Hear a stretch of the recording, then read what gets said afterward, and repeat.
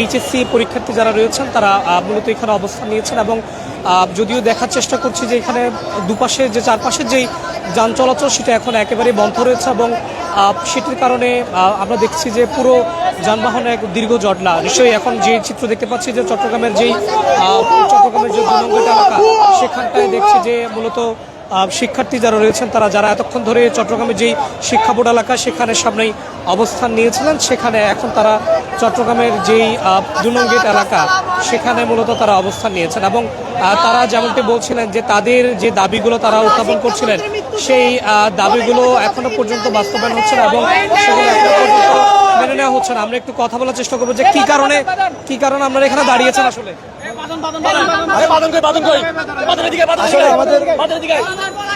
আসলে আমাদের যে পরিস্থিতি যে পরীক্ষার স্থগিত করার কথা ছিল সব জায়গায় এগুলো করে নাই।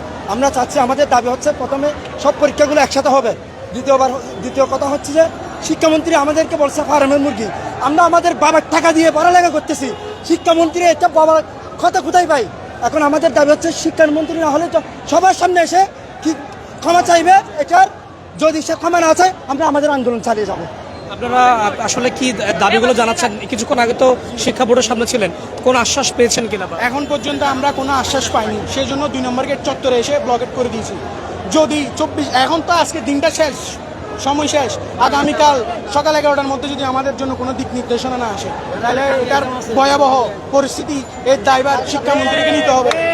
আমরা সুশৃঙ্খল শান্তিপূর্ণভাবে অবরোধ করছি, এখানে কোনো বিশৃঙ্খলা নাই। শিক্ষামন্ত্রী অযথা আপনি আমাদেরকে চুপ করে বসে থাকিয়ে কোনো আমাদেরকে বিশৃঙ্খলার কোনো চেষ্টা করবেন না। আমরা শিক্ষামন্ত্রীর মৃত্যুতে গভীরভাবে শোকাহত। ইন্না লিল্লাহি ওয়া ইন্না ইলাইহি রাজিউন। কত বড় মেরুদণ্ডহীন মানুষ, চট্টগ্রামের সকল বড় মানুষ কোমর পানি হাঁটু পানি মারিয়ে শিক্ষাতে পরীক্ষা দিতে গেছে।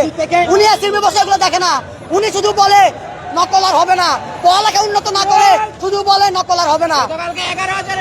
আজকে বিকাল 3:30টায় চট্টগ্রামের 16 জংশনে আমাদের শিক্ষামন্ত্রীর গায়েবানা জানাজা অনুষ্ঠিত হবে। সকলকে আসার জন্য দাওয়াত দিলাম।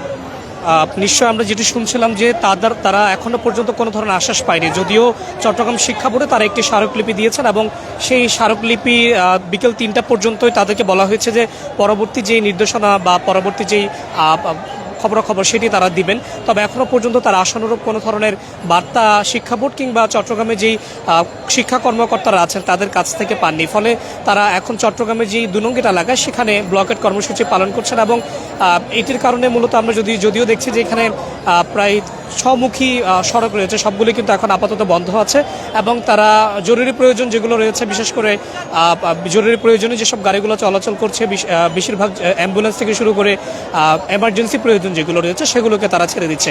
সব কিছু মিলিয়ে তারা যেটি বলছিলেন যে তারা একটি ক্ষোভ রয়েছে তাদের মধ্যে, যে শিক্ষামন্ত্রীর বা পক্ষ থেকে একটি বার্তা দেওয়া হয়েছে যে ফার্মের মুরগি বলা হয়েছে কিংবা এই ধরনের বেশ কিছু উক্তি তাদেরকে দেওয়া হয়েছে।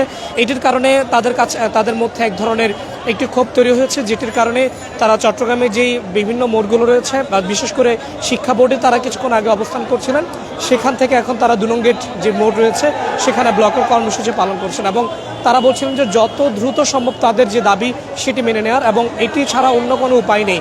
যদি মেনে নেওয়া না হয় তাহলে সেক্ষেত্রে আরও কঠোর অর্থাৎ পদত্যাগের যে কর্মসূচি সেটিও তারা হয়তো এখান থেকে ঘোষণা করবেন। তো এই ছিল আমার কাছে চট্টগ্রাম 2 নং গেট মোড় থেকে এখন পর্যন্ত এই যে আন্দোলন চলছে শিক্ষার্থীদের সেটির সবশেষ।